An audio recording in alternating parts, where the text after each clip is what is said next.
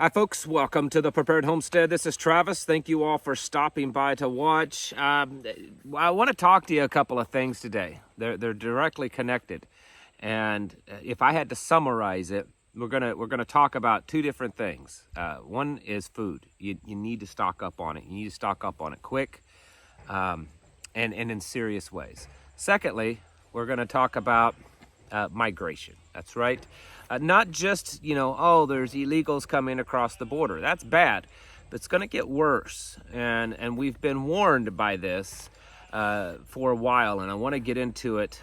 Number one, the global food system's broken. Okay? I mean, that's what we're told. This is the International Politics and Society Forum. I don't really know much about it, but supposedly it's some prestigious forum, and it says that, hey, the global food system's broken. We're seeing definite damage to the world food system. And I think for us here in America, we typically overlook this because even though food prices may go up, we're not going to starve to death, at least not immediately, right?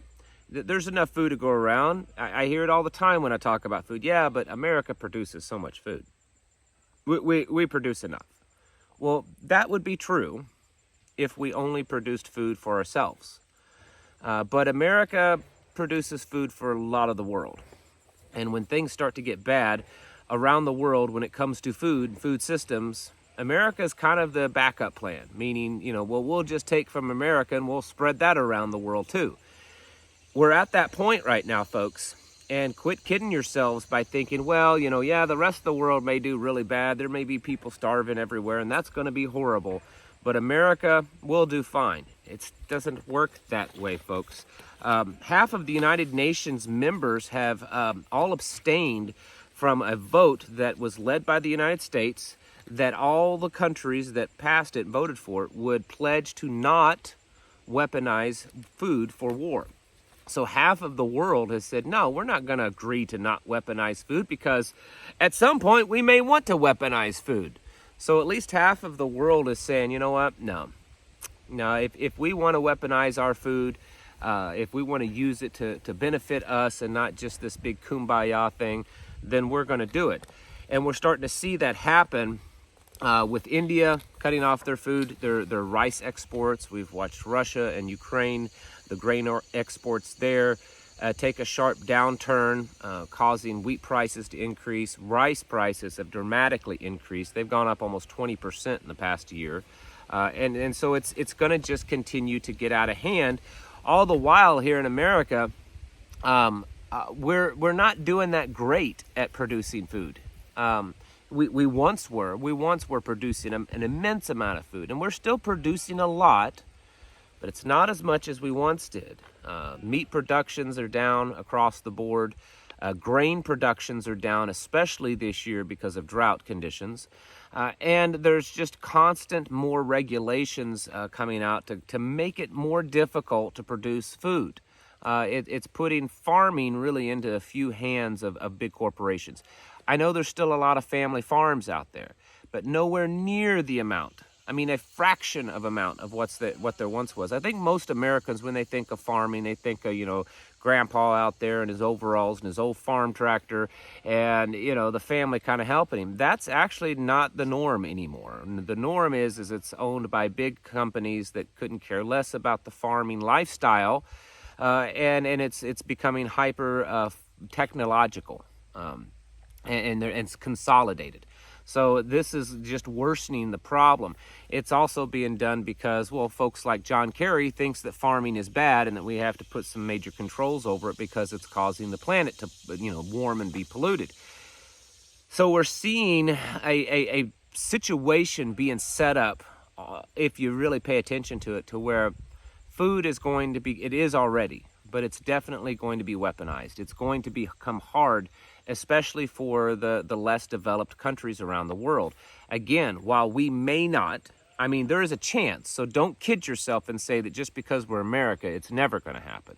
There's a chance that we'll be fine when it comes to the supply of food here in America, and that we will only be struggling with the cost of food in America. But don't kid yourself into thinking that's the only possibility. It is very possible that we could start seeing real struggles in America just to find food, just to be able to get it. Now, most certainly, we're going to see that in the third world countries. They're already seeing it. It's already happening, and it's just going to worsen. We're watching Europe get rid of a lot of its farming. You know, they're causing, you know, like the Netherlands to stop its farming. They're buying up, and I was reading the other day or watching something the other day, the amount of suicide amongst farmers in the Netherlands right now is skyrocketing because they're not allowed to farm. They're made to give up the family farm that some of them have had for generations. So we're seeing a major shift around the world to get away from farming and food production. Okay, and while that just sounds silly because we don't want to starve people to death, I think that there's something more nefarious going on. When you reduce the availability of food in certain areas, there's a couple of things that's going to happen. Number one, we're most likely going to see another Arab Spring happen, and it may happen this year, so it would be like an Arab summer or maybe an Arab fall. But for those of you that don't know what I'm talking about, just look it up online of what Arab Spring is. But the point is that we could be seeing that actually quite soon with the things going on over in Niger and Nigeria and several other kind of Central and West African countries that are already struggling. You know, Lebanon is really struggling. The Middle East could, at least portions of the Middle East, could easily kind of pop off at any moment because tensions right now over there for a lot of things are already pretty tight. And then you make food even more difficult to get and more expensive, and then you're going to have problems. So the likelihood of another Arab Spring type scenario is very likely, and I think it could even be worse, okay? I think it could even be worse, maybe much worse. But there's more to it than just the violence, you know? So you cut back on food, whether it's intentionally or not, or make it just harder to move food around. And you have outbursts of violence because when people are starving and their families are starving, they can't get to stuff. What are they going to do? They're going to become violent. Even the most civilized person would. I mean, if you take food away from your family and your children are crying and hungry, you'll probably do just about anything to make sure they get some food in their bellies. And so we're seeing that start to happen, and I think that's going to spread. But there's also something else. There's something else. When you have, massive food problems and droughts and hunger and famine, you also have massive migration. People have to leave areas because there's no food. If you go back to the Arab Spring stuff, what happened during and especially after that is you had massive migrations of refugees out of these areas in Africa and the Middle East into, well, Europe, Minnesota, places here in the upper Midwest in the United States. And so we saw these migrants, refugees moving around because they had to get out of these areas where there was no food. Well, this article here from Eco Business says why the collapse of the Russia-Ukraine Black Sea grain deal matters. If you read down there, it says the deal's collapse is likely to push food prices, increasing hunger in vulnerable countries like Somalia, Yemen, and Lebanon. Come on, get out of here. She just has no personal, bubble skills whatsoever. So this is the thing. It's not just going to cause people to starve, which could reduce populations just in that sense alone, could increase disease when people aren't eating healthy. They're doing things they probably shouldn't, or they're just weak. So you could easily see disease being spread more prominently. People are also going to become more violent.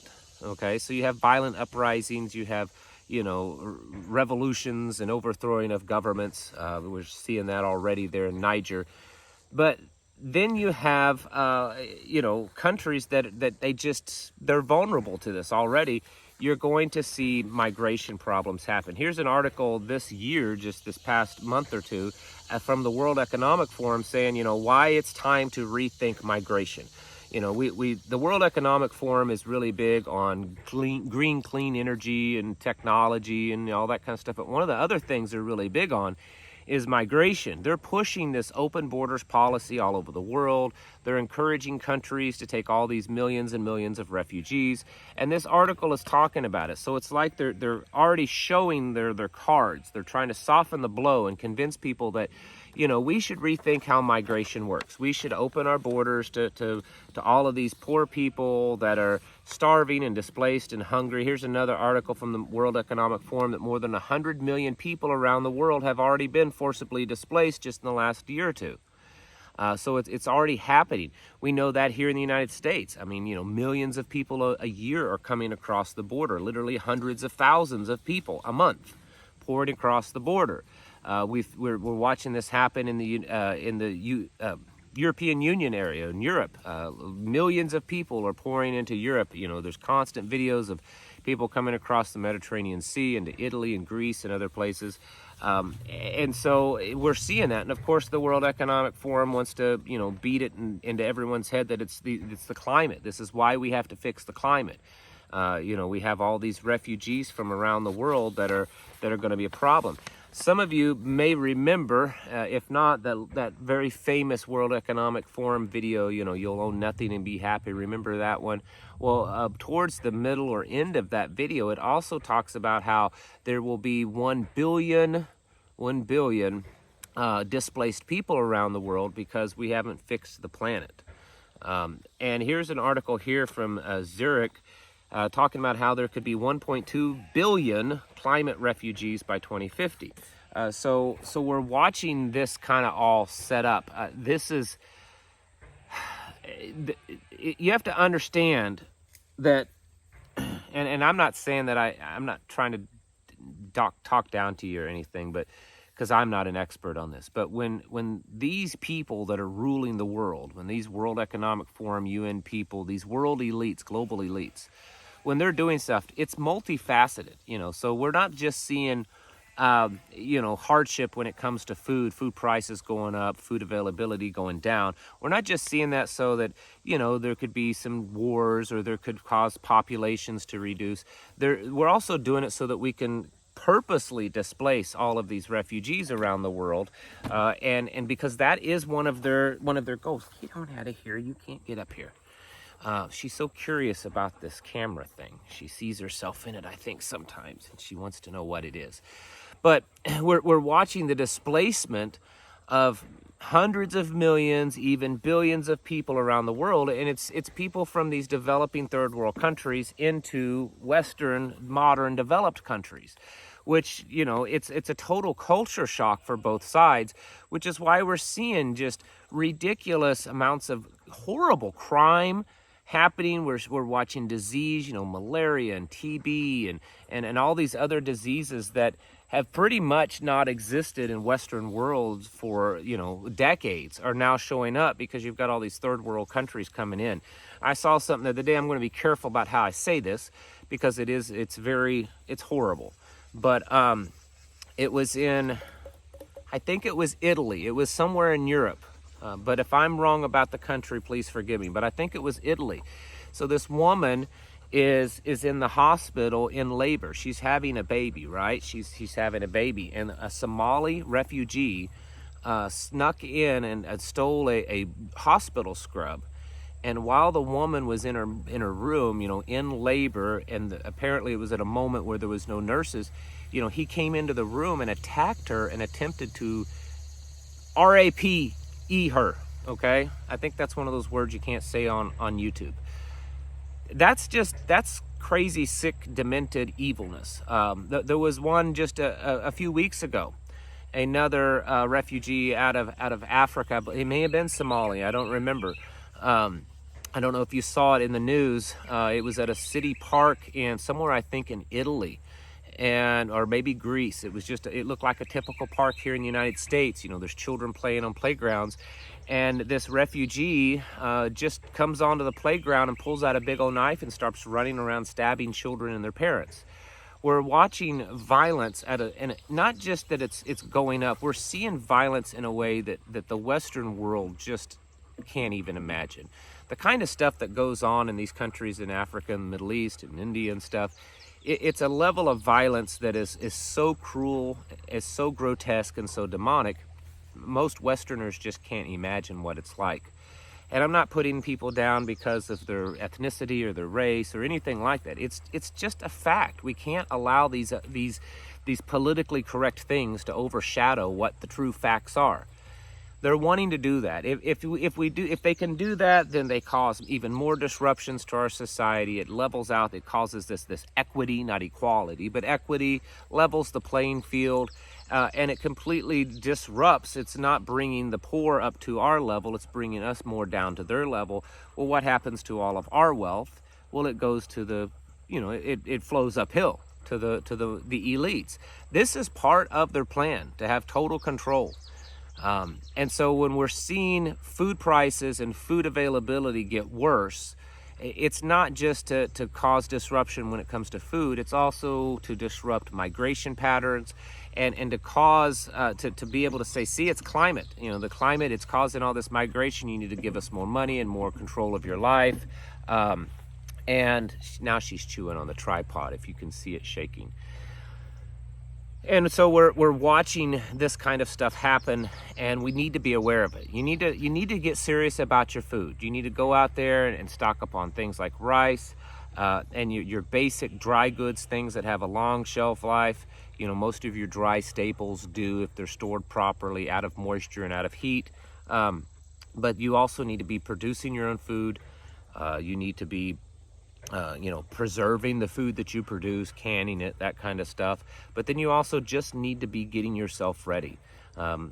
Moving out of the cities, moving out of areas where there's a higher propensity for migration, migrants to move to, refugees to move to, it certainly should be a high priority, because we're watching this happen. And it's going to be way bigger than Arab Spring ever was.